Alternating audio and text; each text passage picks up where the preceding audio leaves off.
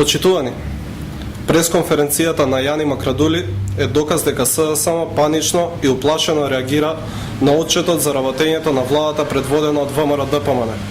Во вакви моменти, додека го читаат нашиот отчет, се соочуваат со две работи. Првата работа се фактите за тоа што и колку има направено и постигнато ВМРО-ДПМН во изминатиот период. А втората работа е што и колку немаат направено СДСМ додека биле на власт и додека имале можност да прават и да работат.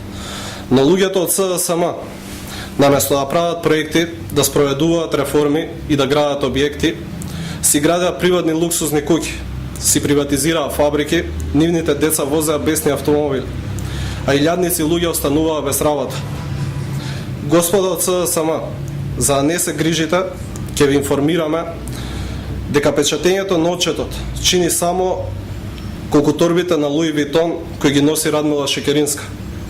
Во однос на тврдењата и обидот за минимализација на градењето и отварањето на националната арена Филип II, би сакале да искажеме дека сме згрозени од ниското ниво и желбата за напад по секоја цена и за еден ваков огромен проект.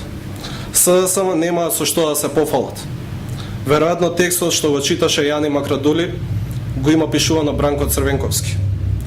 Ние само ги поттикнуваме и покануваме да си купат карти за фудбалскиот надпревар помеѓу репрезентациите на Македонија и Ирска на 4 јуни и за промена за прв пат да навиваат за нашата македонска фудбалска репрезентација.